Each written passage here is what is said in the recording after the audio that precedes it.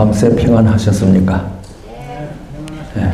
밤새 평안하셨습니까? 라고 하는 인사를 처음 합니다. 우리가 시편 127편을 보면은 주께서 그 사랑하시는 자에게 잠을 주시는도다, 그 말씀이 있거든요. 그러니까 우리가 단잠 자는 것은 하나님의 사랑을 입는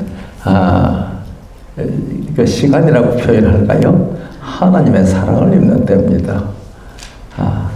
저희가 이런 얘기를 하면은 불면증 있는 사람은 하나님의 사랑을 못 입나 그런 걱정을 할까봐 제가 이 말하기가 때때로는 좀 부담스럽기는 합니다만은 불면증 하는 사람은 단잠 주시기로 더 기도하는 시간을 주신 것이고요. 단잠 주무시는 분은 우리 아버지 하나님의 사랑의 이불을 덮어서 그렇게 단잠 자는 것이라고 생각을 하는데, 단잠 주무셨습니까? 네. 우리 하나님의 사랑을 크게 입으신 것을 인하여 감사합니다.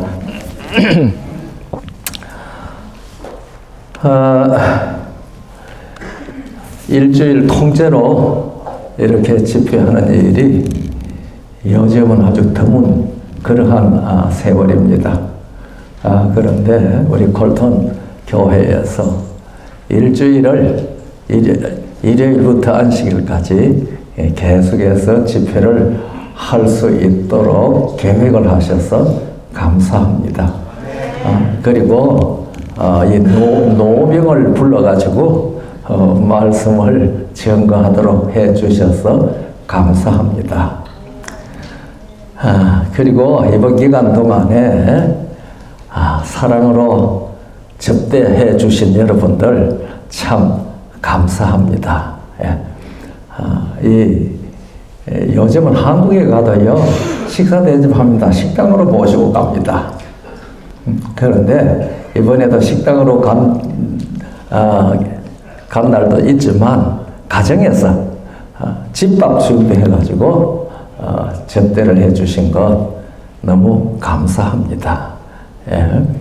주의 이름으로 찬물 하나 대접하는 것도 상을 잃지 않을 것이라고 예수님 약속하셨으니까 하늘에서 상급이 분명히 있을 것이라고 말씀에 의지해서 저는 확신합니다.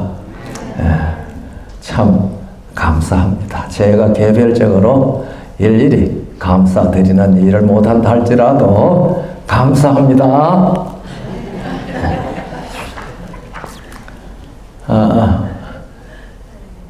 여호와의 증인들은요, 회중 수가 100명이 되면 50명씩 나누어서 집회소를 2개로 만든다고 여호와의 증인에 다니는 사람에게서 제가 들었습니다. 그래서 그 50명으로 나누어진 2 집회소가 다시 100명이 되면 또 50명씩 나누어서 2 집회소를 만드는 거지요. 그러니까 여호와의 증인들은 교회의 정원 수가 맥시멈이 100명입니다. 우리가 정언의 말씀에 보면요, 교회 정언 2권 633쪽에 있는 말씀입니다. 하나님께서는 그분의 백성들이 세상의 빛과 소금이 되기를 원하신다. 큰 숫자로 함께 모여들고 큰 교회를 구성하는 계획은 그들의 영향력을 축소시켰으며 그들의 유용성의 범위를 좁혀 버렸으며 문자 그대로 등불을 말 아래 두는 격이 되었다. 진리의 지식이 모든 자들에게 임하게 되는 것이 하나님의 계획이다. 그래서 아무도 흑암 속에 머물고 원칙에 무지하지 않기를 바라신다. 모두가 그것에 의해 시험을 받고 찬성이나 반대의 결정을 하게 되어야 하며 힘이나 세력이 별로 없는 여러 다른 지방으로부터 이주하거나 이사하여서 많은 사람의 세력을 한 지방에만 집중하려는 처사는 하나님께서 빛을 비추게 하려는 장소로부터 빛을 옮기는 것이다. 그래서 이 성령께서 정언을 통해서도 너무 큰 교회 하지 말고 그렇게 개별적으로 진리의 영향이 개인에게 확실히 들어갈 수 있도록 그렇게 집회소를 운영하라고 우리에게 기별을 주셨는데요. 그렇게 안 하죠. 큰 교회, 많은 숫자, 이게 경향입니다. 그게 왜 그런지 저는 잘 모르겠습니다만은, 얘기했죠. 큰 교회를 구성하는 계획은 하나님의 계획이 아니었다고 말씀하는 것이죠. 오늘 우리 콜톤 교회 적당한 숫자가 모인 것이 아닌가 모르겠습니다. 그러니까 숫자가 많지 않은 것을 인해서 낙심하지 않아도 됩니다. 그것은 증언을 통해서 우리에게 주신 말씀입니다. 그런데 그렇다고 해서 숫자가 작게 모였기 때문에 그것이 자랑거리는 아닙니다. 여기 하신 이유는 뭐예요? 진리의 지식이 모든 자들에게 임하게 되는 것이 하나님의 계획이라고 그랬잖아요. 많이 모였거나 적게 모였거나 진리의 지식이 개별적으로 각 개인에게 충분히 전달되어서 누구든지 소망의 이유를 묻는 사람들에게 우리 목사님한테 갑시다가 아니고 성경에 이렇게 기록되어져 있습니다 라고 대답할 수 있도록 준비되어져야 한다는 것이 이 기별의 핵심이라고 저는 그렇게 믿습니다. 이번 한 주일 동안에 제가 거의 매일 1시간 반씩 강론을 했거든요. 어제는 2시간을 강론했습니다. 그런데 시간이 길어가지고 여러분들이 저 중간쯤 가면은 처음 들었던 말 어디 갔는지 다 잊어버렸지 않았는지 잘 모르긴 하겠습니다. 그런데 이거 말씀 한 번 들어서 되는 것 아니거든요. 한 번은 우리 지도자 협의회 모였는데요. 그때 교육부장이 저보고 시간을 좀 쓰라고 부탁을 했습니다. 그래서 매일 시간을 쓰는데 제가 그때 뭘 강론을 했는가 하면은 숨 쉬는 것은 썩지 않는다. 제가 썼던 그 책을 강론을 했습니다. 그런데요, 어떤 장로님이 한참 후에 그 일이 있고 난 다음에 한참 후에 전화를 했어요. 목사님, 저는요 그때 그 강론하는 거 무슨 말인지 전혀 알아들을 수가 없었습니다. 그래서 제 가슴이 철렁했어요. 저는 열심히 강론을 했는데 장로님이 알아들을 수가 없었다고 그래요. 그래서 저는요 그거 다 녹음 테이프한 거 다 사가가지고 그걸 직장 다니면서 자동차 안에 넣고 가면 듣고 오면 듣고 선분을 들었을 때야 그때부터 알기 시작했습니다. 그러면서 그것을 듣고 야 그렇구나. 그리고 저한테 전화한 목적이 뭔가 하니 지금 목사님 이것을 전해야 합니다. 이거 처음부터 이 책 처음부터 끝까지 다 강론해서 녹음한 것도 없습니까? 그 후에 또 한 번 그분을 저 텍사스 교회에서 만났어요. 제가 여행하던 중에 텍사스 교회에서 주말 집회를 했는데 그 장로님이 거기 와 계시는 거예요. 그러면서 제가 장로님 지금도 그 테이프 듣습니까? 예, 지금 200번도 더 들었습니다. 제가 이 얘기 왜 하는지 아시겠죠? 이거 녹화도 했고 녹음도 했고 다 했을 겁니다.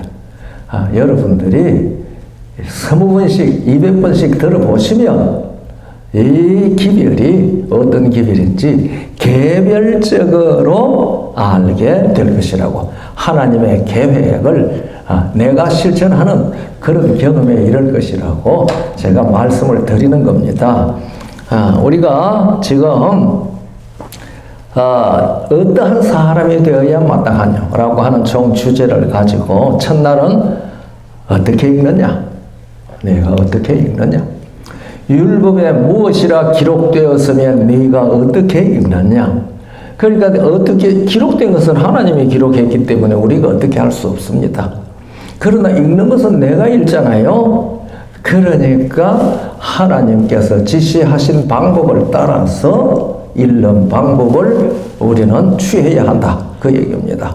하나님이 지시하신 방법을 따라서 말입니다. 그리고 두 번째 날은 영과 육. 성경이 말하는 영과 육의 관계가 뭐냐? 그게 뭘 얘기하느냐? 어제 어떤 분이 저보고 그런 얘기를 했습니다. 그 강론을 들은 다음에 제가 성경 통독을 다시 하니까 이제 뭔지 분별이 된다고 그래요. 그래서 내가 참 감사하다고 생각을 했습니다. 그리고 셋째 날에는 믿음은이라는 제목인데요. 믿음은 나한테서 생기는 것이 아니다. 그것은 우리 주께서 우리에게 단번에 주셨다고 요다서 3절에 그렇게 말했습니다. 그래서 그 믿음을 지극히 거룩한 믿음이라고 했습니다. 내게서 나온 믿음 지극히 거룩하지 않습니다. 하나님께서 주신 믿음이기 때문에 지극히 거룩한 믿음이라고 유다는 그렇게 얘기를 했습니다. 그리고 어떤 사람이 되어야 마땅하뇨? 그것은 하나님이 처음 창조하셨을 때에 아담의 형상과 같이 회복되는 둘째 마지막 아담 되시는 예수님의 형상을 따라 회복되는 그게 새로운 피조물의 모습이거든요. 그것이 하나님께서 우리에게 바라는 어떠한 사람이 되어야 마땅하냐 그 내용이라고 말씀을 드렸고요. 그 다음에는 원수를 사랑하라. 왜? 원수가 누구냐? 사람은 무엇이냐? 그 말씀을 우리가 들었습니다. 그리고 바로 어제는 심판하실 시간이 이르렀다. 장작 2시간 강론을 우리가 들었습니다. 그러니까 오늘도 그걸 다 일일이 반복할 것은 없고요. 오늘은 진정한 예배 그런 얘기입니다. 어떤 분이 한국에서 카톡으로 저한테 성경 질문을 했어요. 그래서 교회의 직분이 뭔가 제가 그걸 물었습니다. 성경 질문을 하길래 장로라 그래요. 그렇습니까? 장로님 다니는 교회는 어느 교회에 나가십니까? 나도 재림교인입니다. 그래. 그럼 재림교회인데 재림교회에 어디서 어느 교회 나가십니까? 예, 저 가나안 교회 나갑니다. 그래요. 한국에 우리 재림교회 이름 가운데 가나안 교회라는 데도 있습니까? 그랬더니 깔깔깔깔 웃더니 전화를 끊었습니다. 그래서 한국에 가나안 교회, 한국 교회 주소록이 나한테 있어서 또 찾아봤습니다. 가나안 교회 있는가? 없어요.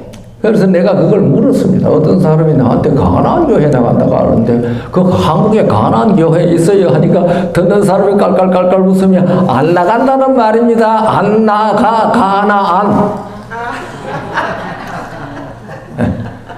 그래서 가나안 교회라는 말은 안 나간 교회라는 말입니다. 교회에서 장로 직분까지 받았는데 코로나 이후로 교회 안 나가. 그래서 한국에 안 나가 교인들이 참 많은 것 같습니다. 우리 미국의 한국인 재림 성도들도 가나안 교회에 속한 사람들이 없는지 모르겠습니다. 오늘날 온라인으로 설교 내보냅니다. 한국연합회에서 재림 마을에 화요일 저녁, 금요일 저녁, 안식일 그 온라인 설교 내보냅니다. 그거 설교 들으면서 예배했다고 생각을 합니다. 그거 예배 아닙니다. 설교 들은 거죠. 설교 들은 거죠. 우리가 예배하는 것은 설교 듣는 것이 끝입니까? 이 예배의 중심에는 말씀 선포가 틀림없이 있는 것은 맞지만은 그러나 설교 듣는 것이 예배하는 것은 아닙니다. 설교 듣는 것은 예배하는 것 중에 있는 한 과정이죠. 핵심이 거기에 있다 할지라도 그렇죠. 우리가 계시록 14장 6절 7절 첫째 천사의 기별이죠. 또 보니 다른 천사가 공중에 날아가는데 땅에 거하는 자들 곧 여러 나라와 족속과 방언과 백성에게 전할 영원한 복음을 가졌더라. 그가 큰 음성으로 가로되 하나님을 두려워하며 그에게 영광을 돌리라. 이는 그의 심판하실 시간이 이르렀음이니 하늘과 땅과 바다와 물들의 근원을 만드신 이를 경배하라 하더라. 세 천사의 기별은요, 예배학적으로 얘기를 하면은 예배 회복의 기별입니다. 예배 회복. 우리가 시대의 소망 157쪽을 읽어보면은요, 이런 기록이 있습니다. 그리스도께서는 모종의 조치가 취해져야만 될 것을 아셨다. 백성들은 의식의 의미에 대한 적절한 교훈 없이 무수한 의식을 행하라는 명령을 받았다. 그러니까 그 의식 왜 해야 되는지 가르침이 없어, 교육이 없었다는 말입니다. 경배자들은 그들이 바치는 희생 제물이 유일하고 완전한 희생 제물이 되시는 분을 상징한다는 것을 이해하지 못하고 바쳤다. 그런데 그들 가운데 그들의 모든 제사가 상징하고 있는 분께서 인정과 존귀를 받지 못한 채 서 계셨다. 예배하는데 그 진짜 예배 받으실 분, 예배의 수단과 방법이 되시는 분, 본질이 되시는 분이 서 있는데 아무도 몰랐다 이 말입니다. 오늘 이 자리에 우리 주님 계시겠죠? 네? 우리가 말씀을 보면은요, 그의 천사가 밤낮 아버지의 얼굴을 뵙는다고 마태복음 18장에 기록되어 있습니다. 그리고 우리 예배에 천사들이 임재하고 있습니다. 함께 예배하는 것이죠. 그런데 우리는 의식을 못하죠. 그리고 우리가 진정으로 예수님께 예배를 하고 삼위일명 여호와께 예배를 하는지, 저는 삼위일체라는 말 거의 안 씁니다. 삼위일체라는 말은 틀렸어요. 그런 말 성경에 없어요. 성경은 삼위일명입니다. 마태복음 28장 19절 아버지와 아들과 성령의 이름이 단수라고 그랬죠. 아버지와 아들과 성령은 한 이름을 가지고 있는데 그 이름이 여호와십니다. 그래서 저는 성경에 기록된 대로 삼위일명이 성경적이라고 생각을 합니다. 우리가 그분께 이 시간에 예배를 올바르게 하고 있는지, 우리의 생각과 우리의 정신이 그분에게 집중되어져 있는지 우리들 스스로 좀 생각해 볼 필요가 있지 않을까 생각을 합니다. 그들 가운데 그들의 모든 제사가 상징하고 있는 분께서 인정과 존귀를 받지 못한 채 서 계셨다. 그분께서 헌물에 대한 지시를 주신 분이시다. 그분은 그 제물들의 상징적 의미를 이해하셨으며 이제 그 제사가 왜곡되고 오해되고 있음을 보셨다. 신령한 예배는 신속히 사라져가고 있었다. 제사장들과 관원들을 그들의 하나님과 연결시켜주는 고리는 하나도 없었다. 전혀 다른 예배를 확립하는 것이 그리스도의 사업이었다. 시대의 소망 157쪽에 있는 말씀입니다.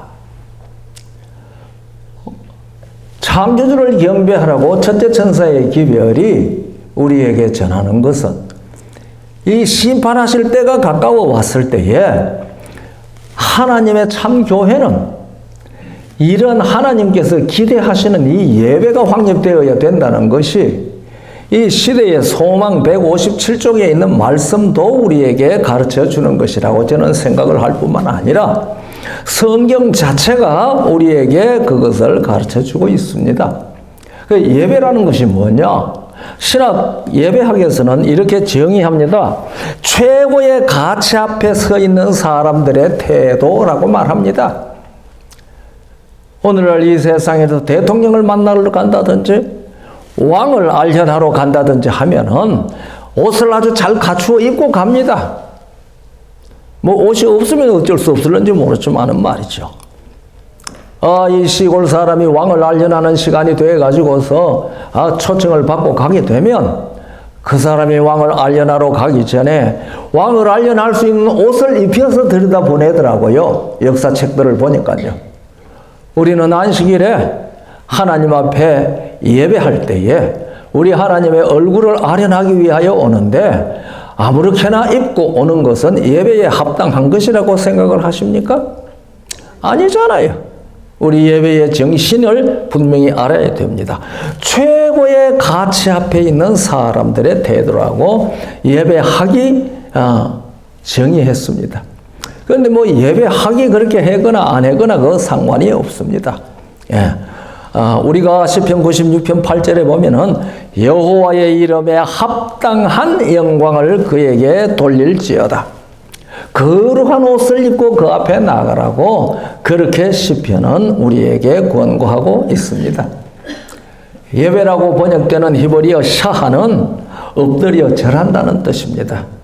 저는 이스라엘 백성들이 여호와 하나님께서 그들에게 기별을 전할 때에 엎드려 경배하고 라고 하는 말들이 여러 곳 나오는 것을 보면서요. 우리도 예배 시간에 요즘은 모르겠어요. 제가 자랄 때에는요. 설날 되면은 할아버지 할머니 모셔놓고 앞에 멍석 깔아놓고 그 모든 자녀선들이 다 엎드려 절했습니다. 여러분들에게는 그런 경험이 없습니까? 다 엎드려 절했습니다. 그걸 생각을 하면서요. 예배 시간에 우리도 좀 다 일어나서 우리 주님 앞에 엎드려 절하는 예식을 좀 하면 어떤가 그 생각을 가끔 합니다. 근데 옛날 이스라엘은 그렇게 했잖아요. 요즘도 그렇게 하는 백성들이 있지요. 마호메트 말입니다. 이슬람. 그 사람들은 아주 이 엉덩이 버뜩 들고 절하더라고요. 하루 5번씩 알라에게. 얼마나 거룩합니까? 그 모습들이요. 그들의 신에게 그들은 그렇게 합니다. 그런데 오늘날 개신교나 우리도 개신교에 속하지요. 이 교회에서 그렇게 하는 교회들은 있는 것 같지 않아요. 그죠? 예배 시간이라고 할지라도 그렇게 하고 있는 것 같지는 않습니다. 그리고 히브리어로 예배를 나타내는 다른 말 하나는 아바드인데요. 이 아바드라고 하는 말은 봉사하는 생활을 뜻합니다. 그래서 이 예배가 샤하와 아바드가 있다는 사실을 우리들은 이 말씀을 통해서 알 수가 있습니다. 그런데 신약 성경에는요, 프로스퀴네오가 있습니다. 프로스퀴네오. 그러니까 예수님께서 사마리아 여자를 만나서 예배에 대해서 말씀하실 때에 프로스퀴네오를 썼습니다. 이 프로스퀴네오라고 하는 말은 신약에 한 60번 정도 나오는데요. 이 말은 무릎을 꿇다, 허리를 굽히다, 그리고 손을 모아서 입 맞추다, 그런 뜻이 있습니다. 그러니까 옛날 우상 숭배하는 사람들이 그 앞에 가면 두 손을 모으고 머리로 절을 하면서 손에 입을 가지고 간 그러한 형상을 나타내는 말인데요. 이 모든 것들은 최고의 존경을 표현하는 행위였습니다. 그리고 또 신약 성경에는 구약에는 샤와 아바드가 있는데 신약 성경에는 프로스퀴네오와 다른 말이 들어 있습니다만은 라트레이아가 있습니다. 이 라트레이아라고 하는 말은 예수께서 마귀의 시험을 받을 때에 오직 하나님께 경배하고 그분만 섬기라고 하는 말이 라트레이아입니다.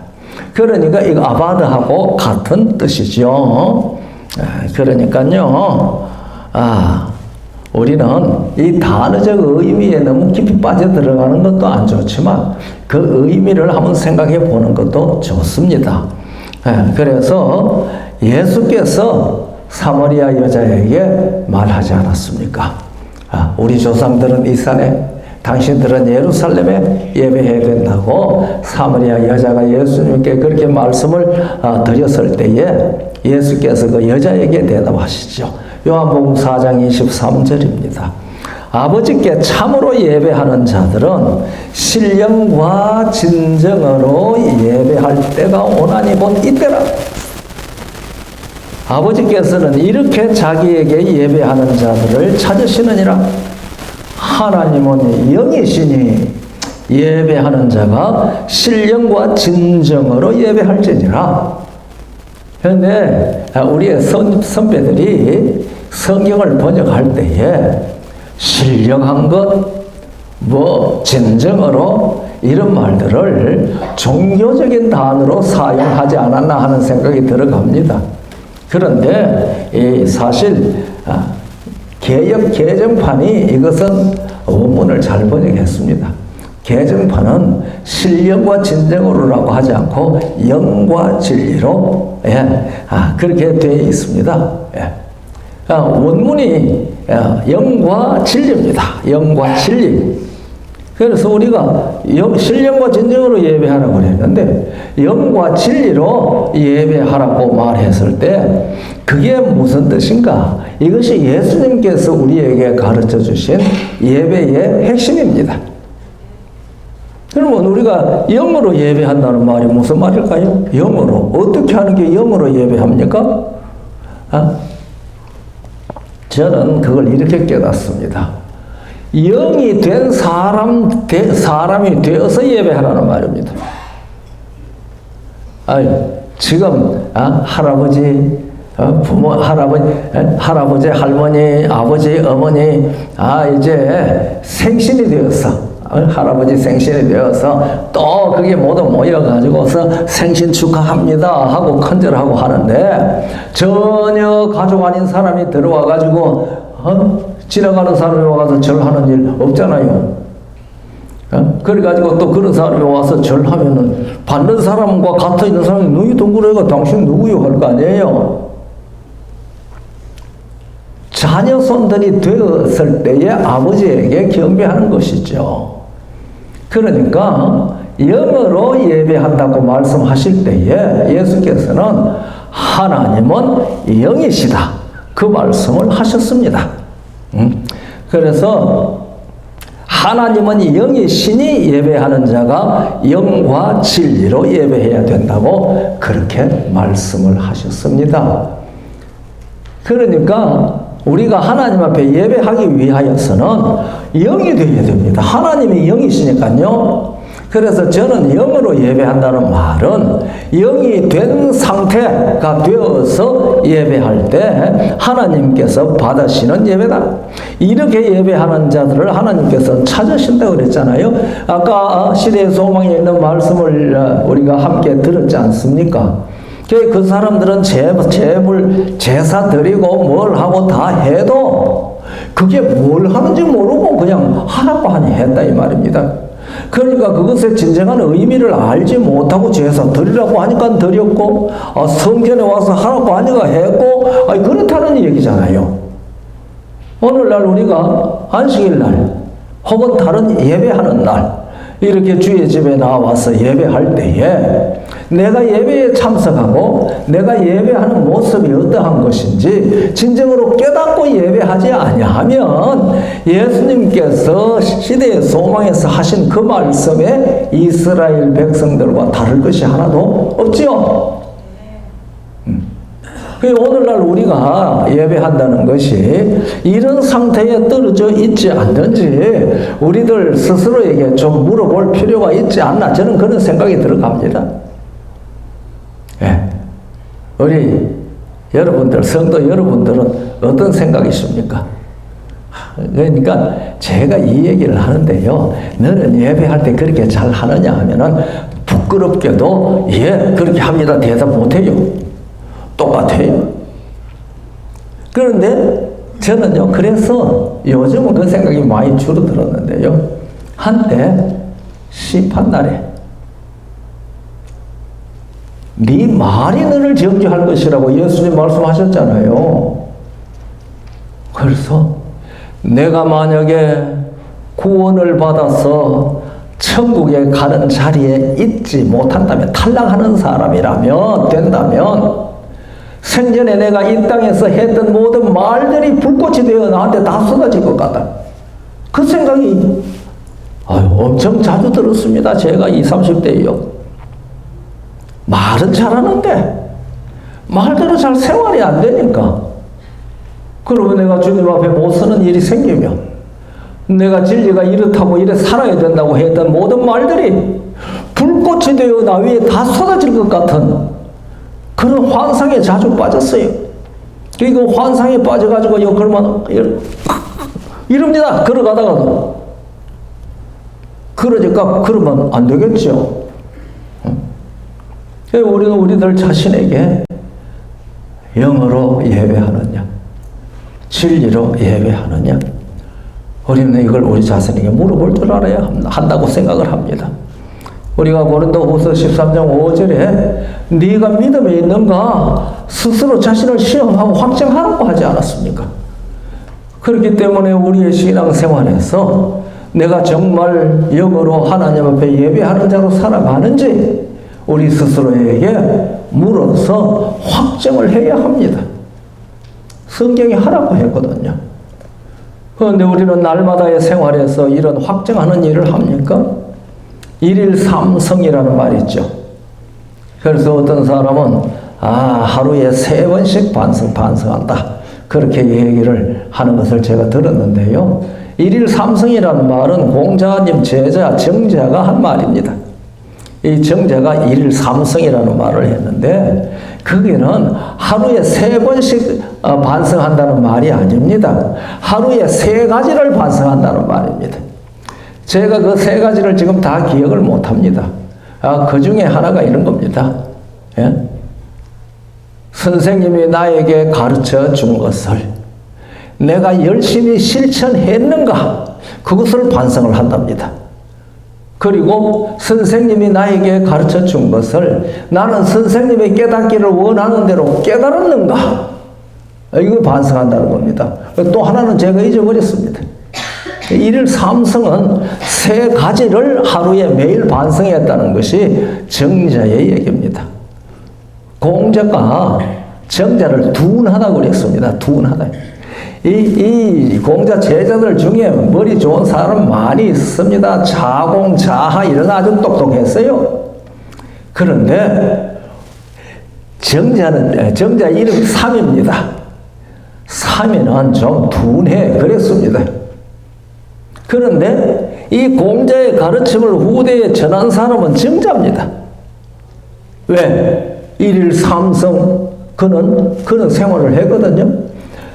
공자의 교훈을 받은 제자도 자기가 그 교훈을 받은 것을 잘 깨닫고 있는지 살피고, 그것을 생활에 실천했는지 살피고, 그랬다면 하나님의 말씀, 생명의 말씀을 듣는, 그것도 역사의 종말에 하나님의 계명과 예수의 증거를 가진 그 여자의 남은 자손으로서 우리들은 이 말씀을 듣고 나는 바르게 깨닫는지 생각해 보셔야 되지 않겠습니까?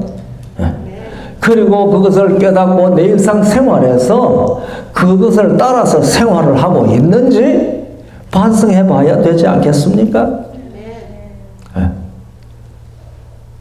이 세상의 교훈을 받는 사람도 그랬는데 진리와 생명의 교훈을 받는 우리들은 얼마나 더 그렇게 살아야 되지 않겠느냐, 저는 그런 생각을 합니다. 영과 진리로 예배하는데요, 이게 예배의 핵심이지 않습니까? 영이 되어서 예배한다. 우리가 영의 존재로서 예배하는 때 하나님은 영이시니 그 사람들의 예배를 기쁘게 받으시고 그렇게 예배하는 것을 찾으신다고 하지 않았습니까? 영이 된다는 것이 무엇인지 우리 둘째 날 공부 다 했거든요. 그러니까 제가 오늘 뭐 처음 오신 분들도 계시고 둘째 날 오지 못하신 분들도 계시는데 예수님이 영입니까? 육입니까? 영. 네. 예수님은 영이시다. 그 말씀을 누가 하셨어요? 예수님 당신이 하셨어요. 우리가 마태복음 1장 18절을 보면 예수 그리스도의 나심은 이러하니라 그 모친 마리아가 요셉과 재혼하고 동거하기 전에 그 다음에 뭐라고 그랬어요? 성령으로 잉태한 것이 나타났더니 그랬습니다. 그러니까 예수님께서는 성령으로 임신되셨어요. 그리고 출생하셨습니다. 탄생하셨습니다. 그런데 예수님께서 요한복음 3장 6절에서 5절에서 거듭남에 대한 말씀을 하신 다음에 6절에서 그렇게 말씀하셨잖아요. 육으로 난 것은 육이요 성령으로 난 것은 영이니 7절 내가 네게 거듭나야 하겠다 하는 말을 기히 놀랍게 여기지 말라 그렇게 말씀하셨거든요. 그러면은 예수님은 성령으로 잉태하시고 탄생하셨으니까 요한복음 3장 6절에 의해서 당신 자신이 무엇이라고 얘기한 겁니까? 성령으로 난 것은 영이라고 하셨습니다. 예수님이 영이십니다. 그러면 우리도 물과 성령으로 나면 무엇이 되는 거예요? 영이 되죠. 로마 8장 9절에는 이것을 직접적으로 그렇게 말했습니다. 만일 너희 안에 성령이 거하시면 너희가 어디에 있지 않고 육신에 있지 않고 영에 있나니 누구든지 그리스도의 영이 없는 사람은 그리스도의 사람이 아니라고 그랬습니다. 그러면 여기에서 영으로 예배하라고 얘기하는 말이 무슨 말인지 우리는 분명히 이해할 수 있게 되었습니다.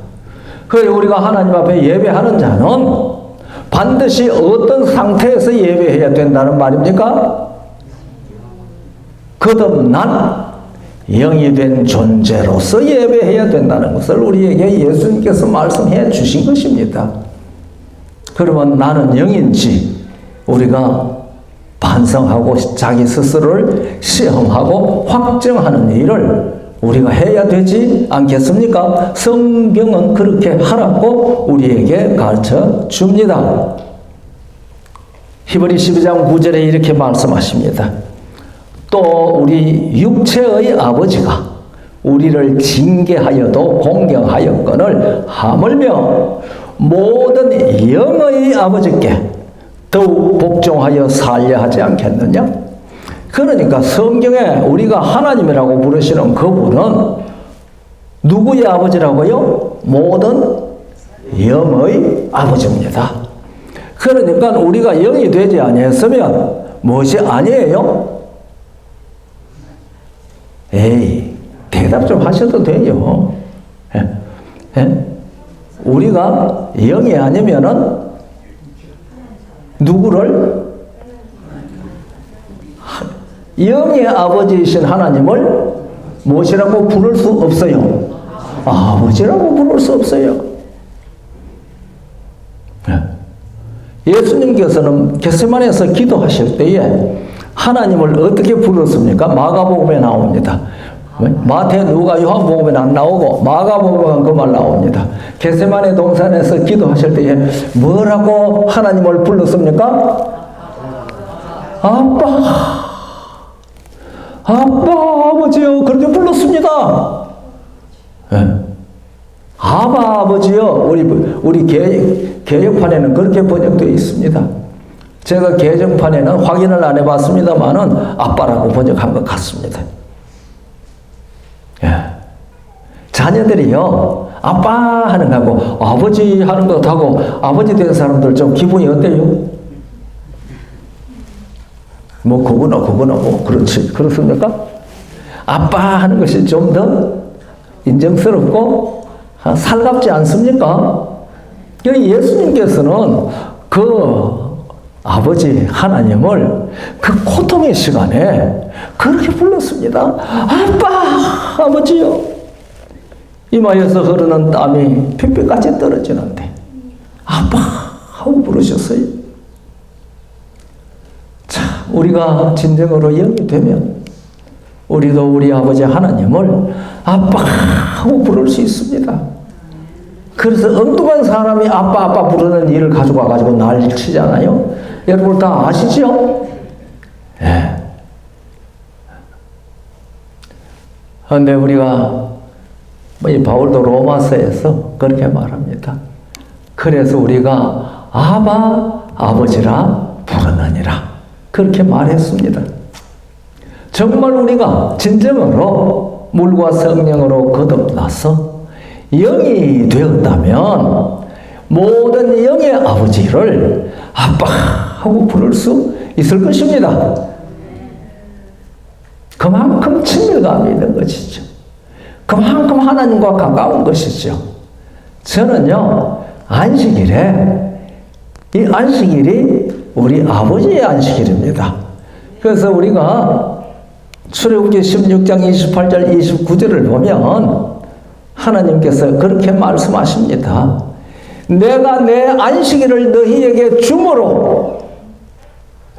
이 안식일은 아버지 하나님의 안식일입니다. 그런데 그 안식일을 우리에게 주었다 그랬습니다. 그래서 여섯째 날에는 양식을 이틀분을 주었다. 그런데 너희가 안식일을 기억하여 거룩하게 지키는 일을 하지 않네. 책망하시는 것이죠. 만나 내린 일 이후에 예수님께서 그렇게 말씀하셨습니다. 내가 내 안식일을 너희에게 주었어요. 그러니까 이 안식일을 기억하여 거룩하게 지키라고 하는 것은 무슨 얘기예요? 저는 그렇게 생각합니다. 하나님께서 당신의 안방으로 우리를 초청한 날이라고 생각을 합니다. 우리 아버지 안방으로 우리를 초청해서 아버지하고 어떻게 교제하자고요? 아빠! 그렇게 교제하는 시간을 가지라고 초청한 것이 아닌가? 그런데 예배 시간에는 우리가 영이 되어서 영의 아버지에게 예배하는 영적 존재들로서 있어야 된다는 것을 우리에게 가르칩니다.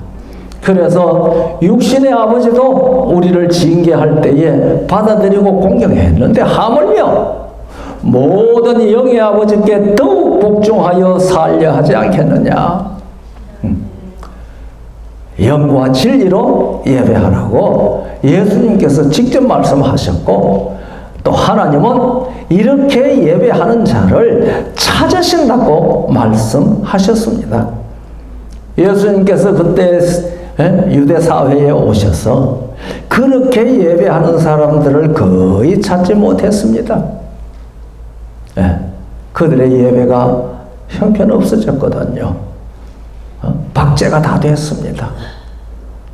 그래서 예수께서는 예배를 참된 예배로 개혁해야 될 것이라고 하시지 않았습니까? 그래서 이 역사의 종말에 그 여자의 남은 자손을 불러서 예배 개혁을 하라고 한 것입니다. 참된 예배. 그러면 적어도 그 여자의 남은 자의 자손들은 영이 되어야 되지 않겠습니까? 그래서 우리가 영이 되는 일이 시급한 일이라고 생각을 합니다.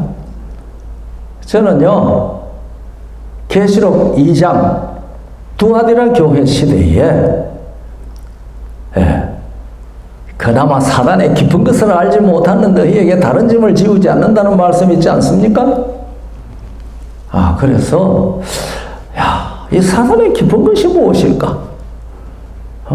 왜 이 사단의 깊은 것을 알지 못하는 너희에게 다른 짐을 지우지 않는다고 말씀을 하셨는데, 사탄의 깊은 것이 무엇인가? 이걸 자꾸 생각하지 않을 수가 없더라고요. 우리가 이 라오디게아 두아디라 교회 마지막 때에 개혁의 새벽별이 나와서 개혁 시대가 시작됐지 않습니까? 그러니까 이 개혁 시대에 개혁하는 일에 사탄의 깊은 것을 아직 개혁하는 사람들이 잘 몰라요. 그래서 그들에게 믿음으로 말미암는 의에 대한 것을 개혁하는 일 말고 다른 짐을 안 지웠다는 얘기지 않습니까? 그러면은 그들에게 깨닫게 하지 다른 짐을 지우지 아니한 사탄의 깊은 것, 그것도 우리가 꼭 깨달아야 될 것, 그것은 무엇일까? 그걸 자꾸 생각을 하지 않을 수가 없었어요. 그걸 자꾸 이렇게 생각을 하는데요. 그 다음에 그 개혁을 한 다음에 4대 교회, 개혁교회가 됐습니다. 그런데 그 4대 교회, 개혁교회가 된 4대 교회에 대해서, 예수님께서는 그렇게 말씀하시잖아요. 예? 살았다는 이름은 있으나 실상은 죽은 자라고 그랬습니다. 그게 4대 교회의 모습입니다. 그러니까 믿음으로 말미암는 의를 이 루터가 얘기함으로 말미암아 오직 믿음, 오직 은혜, 오직 성령 이런 거 해서 개혁이 이루어지고 그걸로 가지 않습니까? 그랬는데 그러니까 이제 뭐로 퍼져버렸어요. 믿기만 하면 돼. 그러니까 믿음에 결국 영으로 사는 삶이 없어졌어요. 그런데 그 다음 교회가 필라델비아 교회지요. 거기에 보면은요, 하늘에 열린 문을 두었습니다. 하늘에 열린 문. 우리가 계시록 4장을 보면 하늘의 문이 열린 게 나오고, 계시록 11장 19절에 보면 하늘의 문이 열린 게 나옵니다. 그런데 계시록 4장에는 하늘이 열리고 거기에서 하나님의 보좌의 모습을 보여줍니다. 우리가 아마 지금 교과에 그런 얘기 다 나왔었죠. 그런데 계시록 19장에는 하늘의 장막문이 열리면서 거기에 뭐가 나왔어요? 언약궤가 보였습니다. 언약궤. 그런데 필라델피아 교회 시대에 하늘이 열렸습니다. 그러니까 이 하늘의 장막문이 열리고 하늘의 보좌 주위가 보이고 보여주고 하는 그 시대는 필라델비아 교회 시대에 이루어진 것이 연결되지 않나 저는 그렇게 생각을 하거든요. 그런데 그 필라델비아 교회 시대에 너희들이 성전 기둥이 되게 하겠다고 그랬습니다. 성전 기둥이. 너희 다시 나가지 않을 것이라고 그랬거든요. 이 말씀은 우리에게 무엇을 암시합니까? 이것은요, 성소 문제에 대한 깨달음이 있게 될 것이라는 것을 보여준 것이죠. 그래서 사단의 깊은 게 뭐냐? 종교개혁 시대에는 무슨 문제는 아직 못 깨달았어요. 성소 문제는 아직 못 깨달았다. 성소 봉사 문제는 아직 못 깨달았다.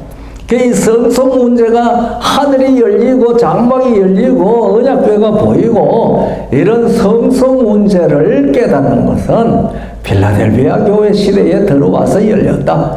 그러면은 이 두아디라 교회 시대에 사단의 깊은 것은 무엇을 깨닫지 못하고 숨겨놓은 게 사단의 깊은 것이라고 저는 그렇게 깨달았거든요. 이 성소 문제에 대해서 알지 못하게 했다. 여러분, 이 사무엘상 9장을 보면은요, 사무엘 시대에 하나님 앞에 제사를 어디서 드렸는지 알죠? 그 3절부터 쭉 읽어가 보면은 사무엘 시대에 사무엘이 제사를 어디에서 드렸어요? 산당에서요, 산당에서. 우리가 열왕기상 3장을 읽어보면은 솔로몬이 등극하고 왕으로 등극하고 하나님 앞에 1000번제를 드릴 때에 1000번제라고 하니까 솔로몬이 첫 번째를 1000번 드렸다고 생각을 하는데 역대기 읽으면 아닙니다. 1000마리로 하나님 앞에 번제 제사 드린 것인데요. 그런데 어디 가서 했어요? 기브온에 있는 산당에서 가서 했어요. 그런데 그 뭐라고 적혀 있는지 아시죠? 아직도 하나님의 집 성전이 건축되기 전이기 때문에 산당에서 제사 드린다고 나와 있습니다. 제가 그 말씀을 읽으면서 그렇구나. 하늘 성소가 열리고 우리에게 그 문제가 깨달아지기 전에 모두 다 어디서 예배하는 것을 하나님께서 용납하셨는데 산당 예배를 용납하셨어요. 그러나 필라델비아 교회 시대가 되고 하늘이 열리고 하늘 성소 문제가 깨달아졌을 때에는 이제는 산당 예배 그만두고 어디 예배를 드려야 돼요? 성소 예배를 드려야 돼요. 제가 어제 말씀드렸죠? 2300주야 끝에 성소가 정결하여지는데 성소 정결하여지는데 몇 가지가 개혁되었다고 그랬어요? 3가지. 그렇죠? 하늘 성소 문제가 깨달아졌고 다미드가 예수님에게 돌아갔고 또 하나는 땅에 떨어져 짓밟힌 진리가 회복된다 그랬지 않습니까? 그래서 2300주야 끝에 성소 정결을 통해서 이 세 가지가 우리에게 개혁된 것으로 주어졌습니다. 그러니 우리는 이 개혁을 따라서, 개혁된 진리를 따라서 예배하는 무리들이 되어야 되지요. 그전에는 산당에서 예배해도 하나님께서 용납하셨습니다. 이제는 그것이 가르쳐 준 대로 성소가 열림으로 우리에게 깨닫게 한 성소 진리의 중심에서 바른 예배를 드려야 된다는 말입니다. 그 이전에는 우리가 사도행전 17장 30절 있는 말씀대로 알지 못하던 시대에는 하나님께서 용납을 했어요. 산당 예배 용납하고 받으셨어요. 그러나 필라델피아 교회 시대에 하늘이 열리고 하늘 성소 문제가 우리에게 깨달아지고 그렇게 했을 때에 지금은 산당 예배 하나님 안 받으십니다. 네, 안 받으셔. 그래서 제가 이 문제를 사단의 깊은 것과 관련해서 이 문제가 제가 지금 깨달은 대로 이렇게 이해되자 오늘날 일요일날 예배하는 모든 예배 무슨 예배요? 산당 예배입니다. 산당 예배. 안 받으시죠? 안 받으십니다. 그러면 우리는 영과 진리로 예배합니까? 예? 우리는 비록 산당 예배를 안 한다고 하고 제7일 안식일에 예배한다고 하지만은 우리의 예배는 하나님께서 받으시기에 합당한 영으로 예배하는 예배가 되어야 하지요. 로마 8장 8절에 그렇게 말씀하지 않습니까? 육신에 있는 자들은 하나님을 기쁘시게 할 수 없느니라. 그러니까 우리가 영이 되지 아니한 상태에서 육으로 예배하면 그것은 하나님을 기쁘시게 할 수 없는 예배입니다. 육신에 있는 자들은 하나님을 기쁘시게 할 수 없느니라. 만일 너희 속에 하나님의 영에 거하시면 너희가 육신에 있지 아니하고 영에 있나니 누구든지 그리스도의 영이 없으면 그리스도의 사람이 아니라 그리스도의 사람이 아니니까 모든 영의 아버지 하나님이 내 아버지가 아니죠. 그러니까 성도 여러분들 여러분이 아니고 우리 모두 저도 똑같이 포함돼서요. 우리가 진정으로 영이 되었는지 스스로 시험해 봐야 되지 않겠습니까? 내가 영이 됐는지 안 됐는지, 거듭났는지 안 났는지 어떻게 시험한다고 말씀드렸죠? 기억나십니까? 다 잊어버리셨네. 우리가 로마서 8장 5절 6절 보면은 육신에 있는 자는 육신의 일을 생각하고 영에 있는 자는 영의 일을 생각한다. 그래 우리의 사고방식, 우리의 생각이 영적이냐 육적이냐 그거 자기가 압니다. 남은 몰라도 자기는 압니다. 그러면 내 사고방식과 내 생활방식이 영적이 아니면은 나는 아직도 뭐가 안 됐어요? 영이 안 됐습니다. 그래서 골로새 3장 1절에는 그렇게 말씀하지 않았습니까? 예. 그러므로 너희가 그리스도와 함께 다시 살리심을 받았으면 위의 것을 찾으라. 거기는 그리스도께서 하나님 우편에 앉아 계시느니라. 위의 것을 생각하고 땅의 것을 생각지 말라. 땅의 것을 생각지 말라. 우리가 땅에 사는데 땅의 것 생각 안 할 수가 없는데 이것은 땅의 사고방식으로 생각하지 말라 이 말이죠. 이는 너희가 죽었고 너희 생명이 그리스도와 함께 하나님 안에 감추었음이니라. 그러면 내가 거듭났는지 영이 되었는지 안 되었는지 그것은 무엇으로 내 스스로 확증할 수 있어요?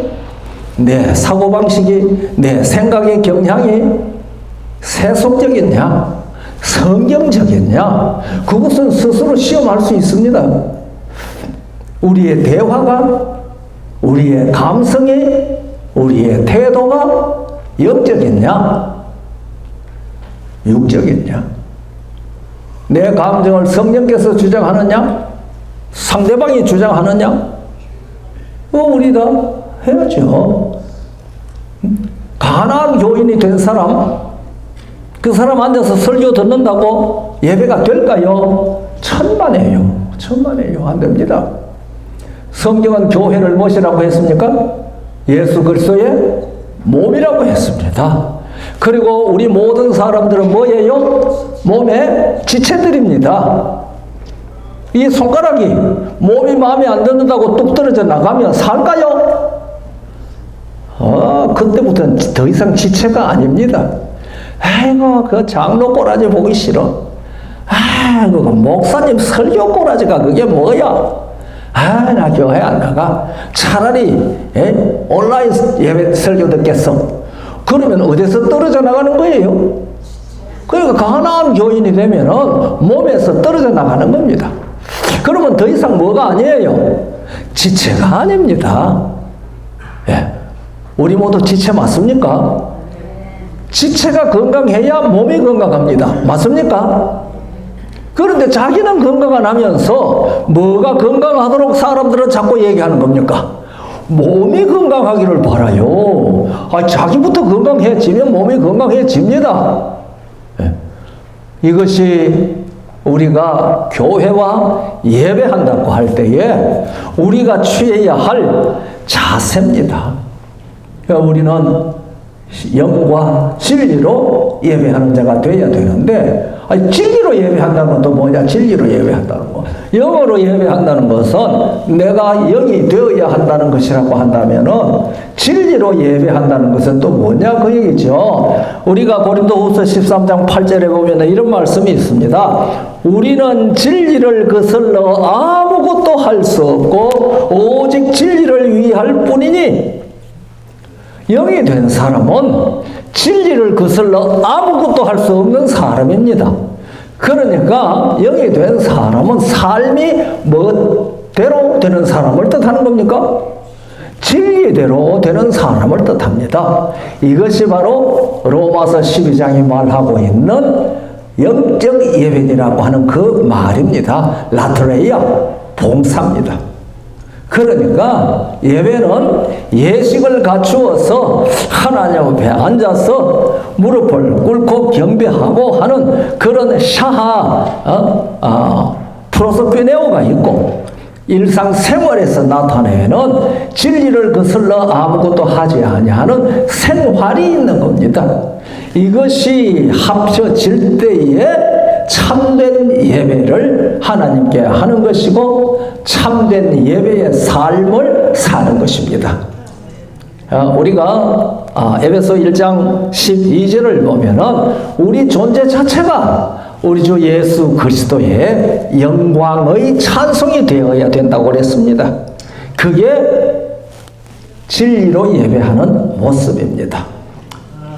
이제 좀 있으면 영어권 집회가 있어서 제가 이제 말씀을 마칠 때가 된 것 같습니다.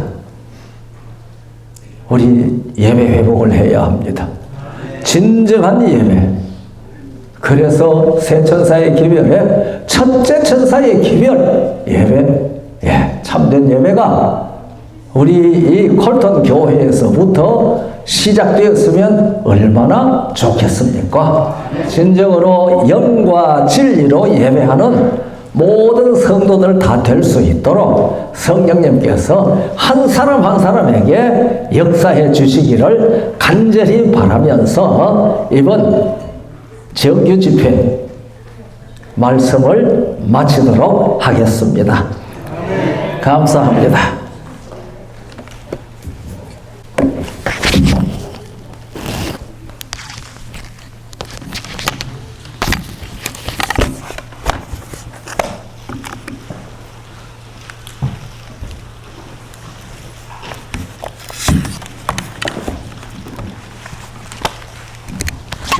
감사합니다. 오늘 우리 교회에 오신 분들을 잠깐 소개하는 시간을 갖도록 하겠습니다. 여기 쓰여져 있는 순서대로 김충남, 김영환님 어디 계십니까? 네, 감사합니다. 잠깐 일어나 주시겠습니까? 애플밸리교에서 오셨다고 되어 있네요. 고맙습니다.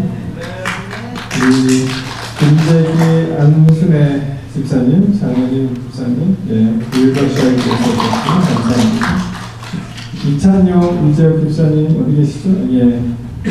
그리고 박주희, 예, 박주희 같이 오셨습니다. 고맙습니다.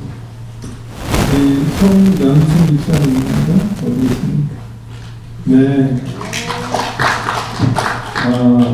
신킴 어머님이시죠? 예, 우리 김부정 목사 어머님이십니다. 그 다음에 우리 최종혁, 이은희님 어디 있습니까? 네, 환영합니다. 네, 감사합니다. 예, 유금상 목사님, 또 고영대 사모님 오셨습니다. 네, 고맙습니다. 이렇게 많은 분들이 오셔서 참 감사드리고요.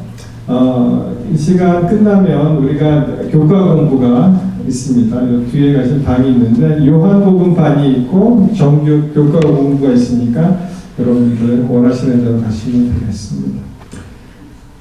우리 함께 일어나셔서 마치는 잠이 부르실 때 마지막 부르실 때 우리 헌금도 같이 하시겠습니다.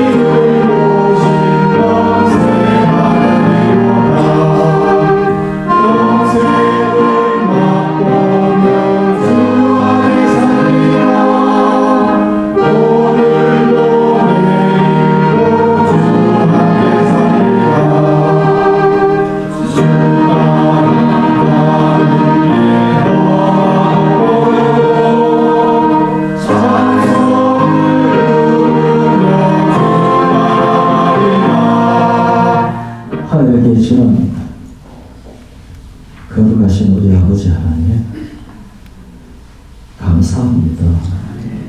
제7일 안식일을 저희들에게 기억하게 하시고 예비된 주의집에 나와서 이 날에 천지와 만물을 엿새 동안에 창조하시고 제7일에 안식하시고 그 안식일을 우리에게 주신 우리 아버지 하나님께 예배하게 하여 주셔서 감사합니다. 머리 숙인 사람들 한 사람 한 사람 다 그 이름으로 기억하여 주시옵소서.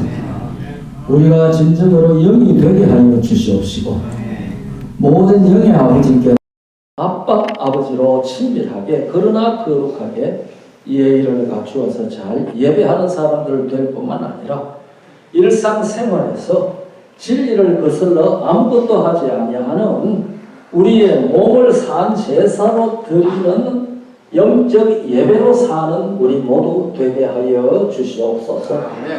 그래서 우리의 삶이 우리 주 예수 그리스도의 영광의 찬송이 되도록 하여 주시옵소서. 이 예배 시간에 적은 예물 주님 앞에 드렸습니다. 예물 기쁘게 받으시고 주의 일을 위하여 주의 영역으로 사용되게 해 주시옵소서.